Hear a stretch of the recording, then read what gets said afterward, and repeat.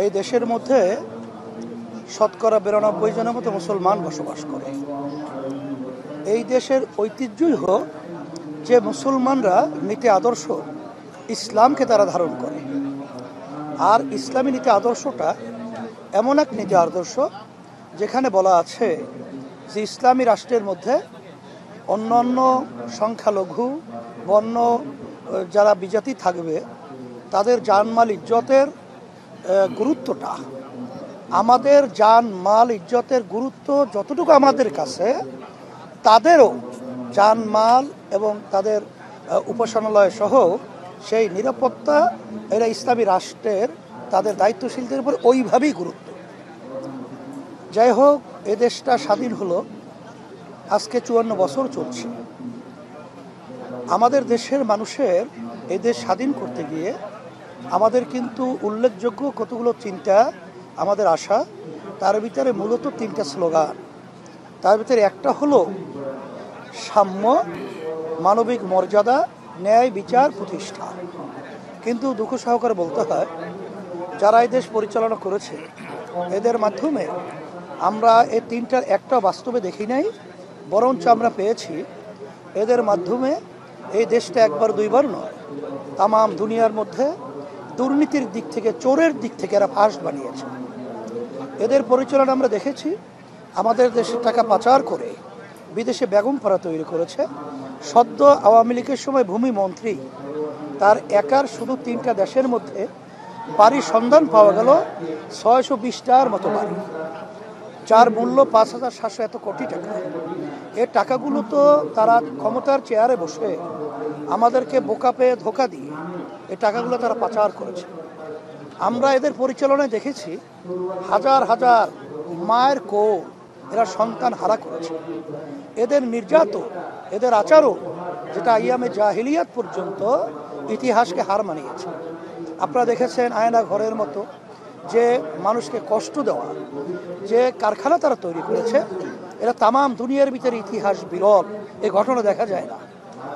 এখন আমাদের কথা হলো যে এদেশের মানুষ যারা নাকি একটু দুর্বল থাকে, তাদের এখানে আইনের দিক থেকে বিচার পাবে, তাদের ন্যায়, সেই পরিবেশটাই দেশে নাই। আমরা দেখেছেন, আমরাও দেখি যে আওয়ামী লীগের সময় যাদেরকে কেসের মাধ্যমে বছরকে বছর, যুগের পর যুগ তাদেরকে জেলের ভিতরে আবদ্ধ করে রাখা হলো, তাদের সংসার বিলীন হলো, সন্তানগুলো বাপের চেহারা দেখার ব্যাপারে তারা কষ্টের দিন রাতে যাপন করলো। আবার এই সরকার পরিবর্তনের পরই সব আবার বেকসুর খালাস পেল। তাহলে বোঝা গেল যে আইনের ব্যবস্থায়ও এখানে মানুষ বসবাস করার মতো পরিবেশ আসলে বাস্তবে নেই। এরপরে আপনারা দেখেছেন যে এই দেশের ভিতরে যে পরিমাণ চাঁদাবাজি, এমনকি একটা পানের ব্যবসায়ী, আমার ছোট দোকানদার, তার তো একটা পানের দোকানে কী বা বিক্রি হয় আর কী বা তারা টাকা ইনকাম করে, সেখানেও তাদেরকে চাঁদা দিয়ে তারপর তাদের দোকানদারি করতে হয়। রাস্তার পাশে একটা ফলের দোকানদার, তাকেও চাঁদা দিতে হয়। এমনকি চাঁদার ব্যাপারে ভাগ বাটোয়ারা নিয়েও নিজেদের কন্দলের ভিতরে 200-র উপর মানুষ নিজেরা মেরে ফেলেছে। এমনকি দেখা যায় যে অনেক ক্ষেত্রে কেন্দ্রীয় নেতা পর্যন্ত তাদের কাছে নিরাপত্তা না। এই দেশের ভিতরে 5ই আগস্ট 2024 যে গণ অভ্যুত্থান হলো, বৈষম্য বিরোধী, মানে বৈষম্য দূর করবে, এই জন্যই কিন্তু মানুষ রক্ত দিয়েছে, জীবন দিয়েছে। আজকে মানুষ পঙ্গু হয়েছে, শত শত মানুষ চক্ষু হারিয়েছে। এর তো একটা লক্ষ্য উদ্দেশ্য ছিল যে আমাদের দেশটা সেই পিছনে 53 বছর, 54 বছরের সেই ইতিহাসে আমরা আর ফিরে যেতে চাই না। এখন আমরা চেয়েছি এই দেশটা স্বাধীন, আমরা স্বাধীনভাবেই দাঁড় হব। আর আমরা ভারত সহ অন্যান্য আধিপত্য যারা বিস্তার করতে চায়, যারা আমাদের দেশকে প্রিসক্রিপশনের মাধ্যমে পরিচালিত করতে চায়, এরা যেন আমাদের দেশকে আর পরিচালনা করতে না পারে। আমাদের দেশ নিয়ে আমরা চিন্তা করব, আমাদের দেশে উন্নয়ন আমরা করব, এবং আর যেন কোনো মায়ের কোল খালি না হয়, আর সন্তান মা যেন ওই চিৎকার মেরে আর সেই শব্দ আমাদের কানে শুনতে না হয় যে আমার সন্তান আছে কয়েকদিন পর্যন্ত আমাকে মা বলে ডাক দেয় না, এই কথা যেন আমাদের কানে আর শুনতে না হয়। আর শত শত আমার উদীয়মান মেধাবী মেধাবী সন্তানগুলো যারা চক্ষু হারিয়েছে আর কোনোদিন আলো দেখবে না, আর যেন এরকম চক্ষু হারাতে না হয়। আর অনেকে এরকম পঙ্গু অবস্থায় জীবনে আর তারা স্বাভাবিক হবে না, এই পঙ্গুত্ব আমাদের দেখতে না হয়। আর ব্যবসায়ী ভাইয়েরা তারা যেন তাদের নির্দ্বিধায় স্বাধীনভাবে তারা যেন তাদের ব্যবসা পরিচালনা করতে পারে এবং আমাদের দেশের টাকা যেন বিদেশে পাচার করতে না পারে, এবং সর্বত্র যেন একটা সুন্দর পরিবেশ, ন্যায়, সাম্য এবং যেটাকে বলা হয় মানবিক মর্যাদাটা এটা যেন বাস্তবায়ন হয়। এর জন্য 5ই আগস্টের পরে আমরা যেটা দেখেছি যে বাংলাদেশের ভিতরে যে ক্ষেত্র তৈরি হয়েছে, সেই ক্ষেত্রটা হলো এখন ইসলামের পক্ষের ক্ষেত্র। কারণ সব শ্রেণীর মানুষ পেশার সবাই বলতে গেলে মুখে তাদের একটাই কথা যে আমরা আওয়ামী লীগের শাসন দেখেছি, আমরা বিএনপির শাসন দেখেছি, আমরা জাতীয় পার্টির শাসন দেখেছি, অন্য অন্য আদার্স অনেক শাসন দেখেছি, কিন্তু আমরা ইসলামের শাসন, ইসলামী নীতি আদর্শের বাস্তবায়ন এটা আমরা দেখি নাই।